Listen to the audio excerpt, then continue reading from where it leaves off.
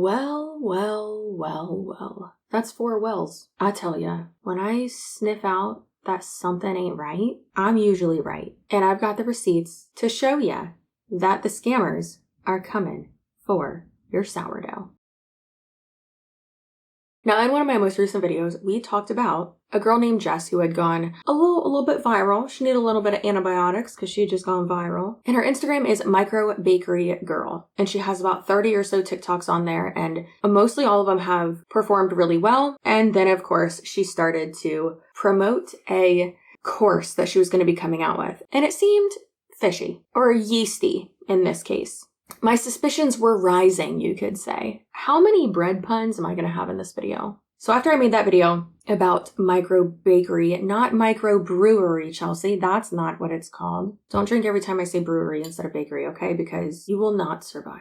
I need you to be okay so you can keep watching my videos. So Microbakery girly pop Jess had been, unbeknownst to her, I assume, throwing up red flags to other people as well. So I made my video, and then I want to say about 2 or 3 days later, a TikToker by the name of Sourdough by Sid, who is just the sweetest, came out with a video talking about it as well. And she had so many receipts. So let's go ahead and go over a bit of that.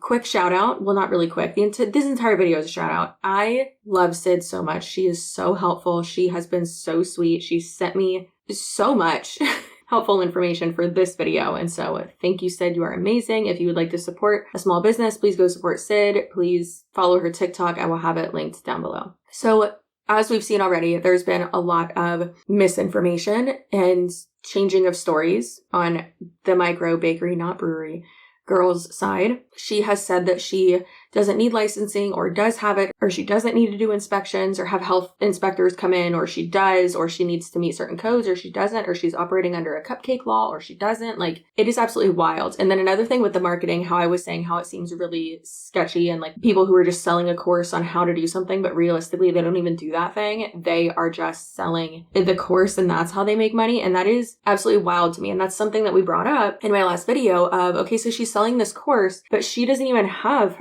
the Instagram for her little loaf bakery. Like, that doesn't have a digital footprint. And the account has been wiped clean, and like no one in that area knows about it. And you would think that if she's replacing a full-time income, let's say she's making $30,000 to $40,000 a year with this now, you would think that she's like very successful with it in her area, and that like everyone knows about it, at least like in her small area. Well, like we already discovered, it's not even her house. She doesn't even live there. It's her in-laws, and she was living with them. Just like Sourdough by Sid said, she's had to live with her in-laws before. Hey, me and my husband lived with my parents for a little bit too. So it happens to the best of us, right? And so I just think that I don't want to sound like I'm like shaming her, but also like, girl, you're lying. You are lying. Absolutely lying. And it's just more of this selling courses to sell courses BS. I wouldn't be surprised, like I said before, if this turns into a course type of thing. But of course, when you're buying a course from someone, you're assuming that they are an expert in said thing. However, this person doesn't even do this. That would be like me selling a course in woodworking or in playing the piano. Like, no, I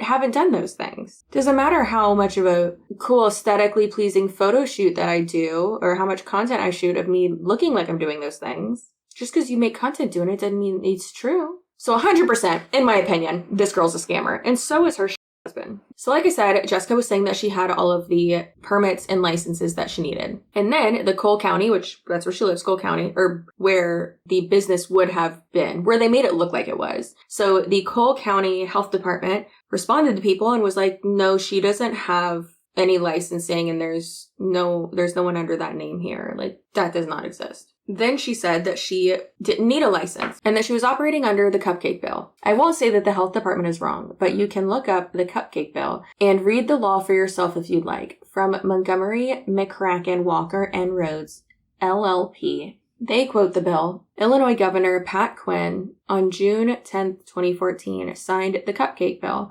which unanimously passed both houses of state government and allows home bakers to operate without regulation by local governments or health departments. The cupcake bill permits $1,000 monthly sales of home-baked goods, provided sellers have no complaints made against them to the health department and inform purchasers that the food was made in their home kitchen, and there's a local government ordinance authorizing the direct sale of home-baked goods. $1,000 a month? That's capped at $1,000 a month, girl. So $12,000 a year? That's not full-time income. That's why I pay in payroll taxes every year. Like, that's not full-time income.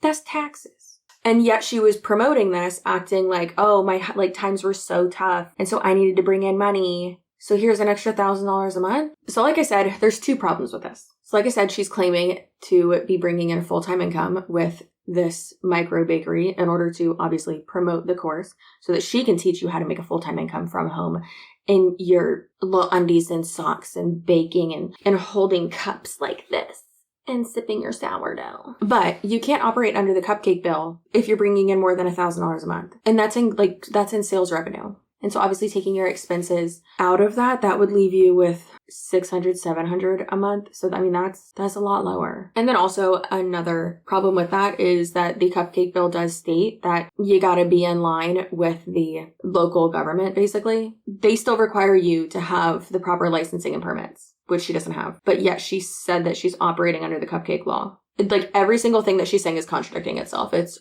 wild. Now let's talk about her husband, who is an absolute, in my opinion, dweeb.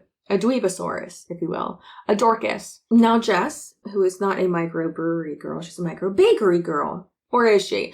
She had been claiming in her marketing strategies and promo material and reels and all that she started all this because times were tough. The finances were being hitting hard. And she was so tired of being stretched thin. However, her husband, Landon Stewart, let's take a look at his bio, shall we? He's verified, has less than 10,000 followers. Why are you verified with less than 10,000 followers? Landon Stewart, the client acquisition coach for coaches. Oh no. Collected $10 million in 24 months. Helped clients earn $100 million in 18 months. Pick up my new book for just $4.94. I'm sure it is riveting, and I'm sure that it's not just a PDF file. Sounds like I was using the censored language for pedophile, but no, I meant PDF. It's a Word document. He made it in Canva, okay? I don't know if he did, but probably. So how can money be so paper thin, rice paper thin, if her husband is on Instagram promoting his own business and saying that he's doing so well and making millions of dollars?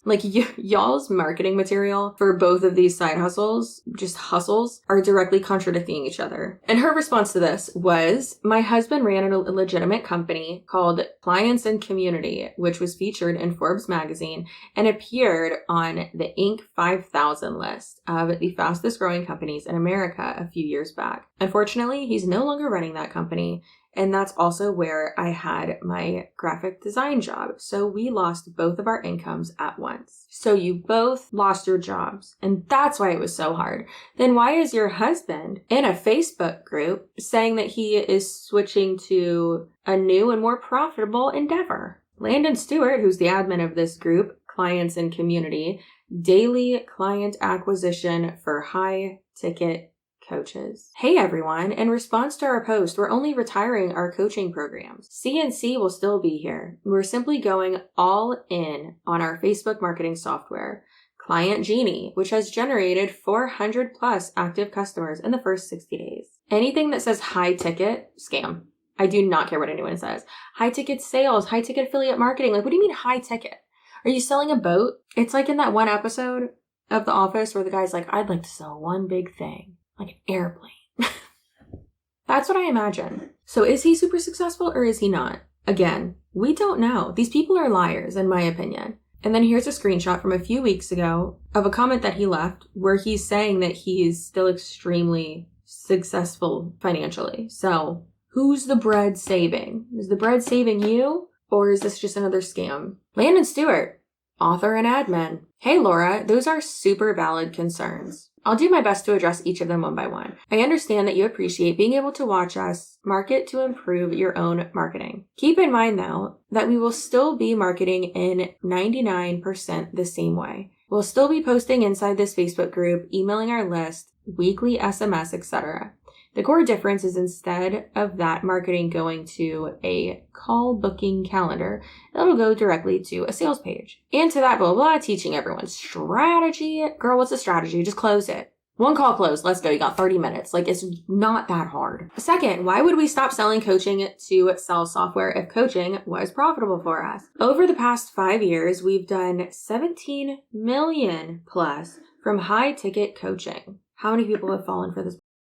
This year alone, we've done 2 million from coaching. Sir, where's all your money going? Now let's talk about the neighbors. Nothing like your neighbors calling you out for being a dirty liar, right? Right? That's the power of TikTok, I tell ya. One of the neighbors saw the post and reached out. She said that her husband was given a free loaf of bread, and she's friends with Jessica, Microbakery girl, with Jessica's mother-in-law. And she says that the neighbors were made aware that they were going to receive free bread and that it was just for a photo shoot staging a bread stand.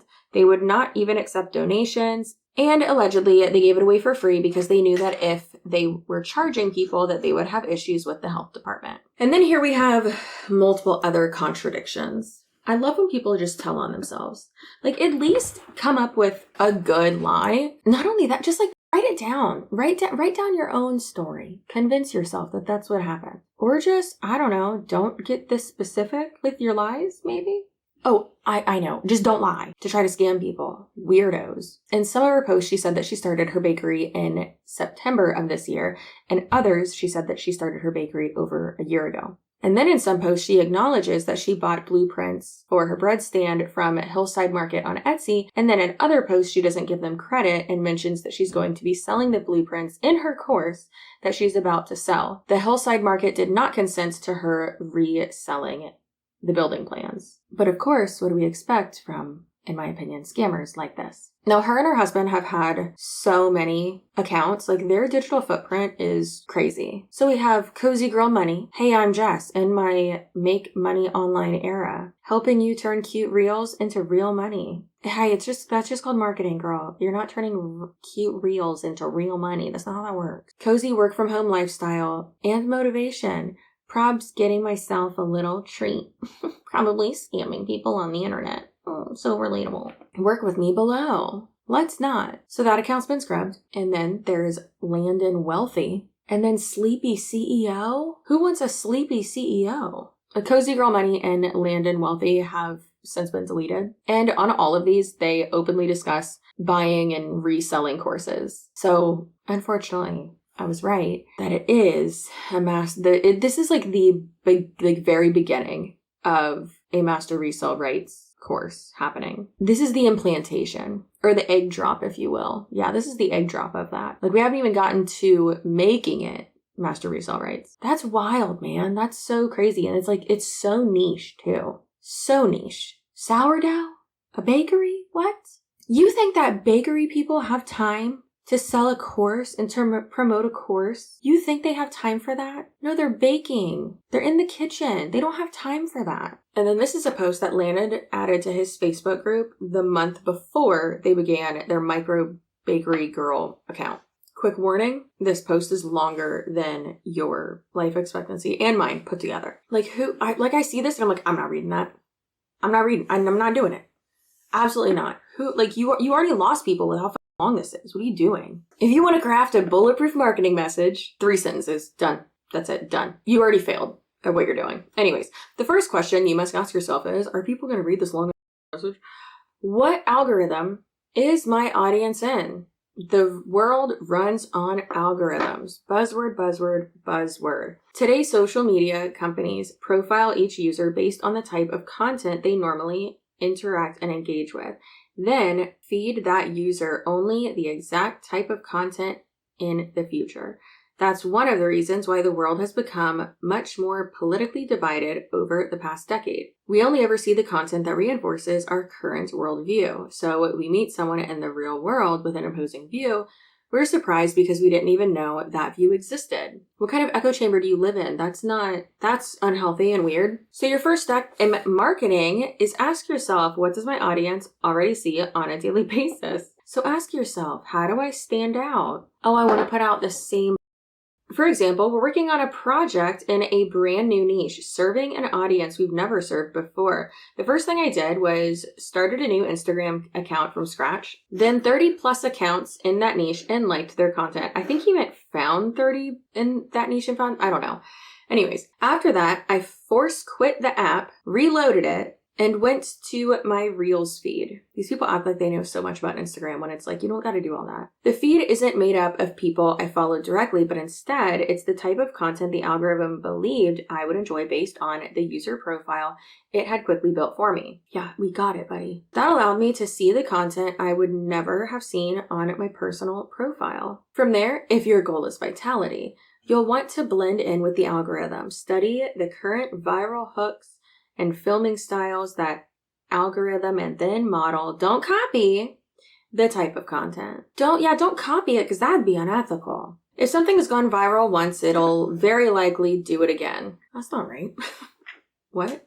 With enough skill and volume, you can make your way into the same algorithm you were originally studying. If your goal is direct response, paid advertising, you'll want to break the algorithm, meaning you'll want to be a pattern, interrupt, and different than anything else they're seeing with both style and message. For example, if you're making money online, niche your audience is seeing daily, blah, blah, blah, blah, blah. My God.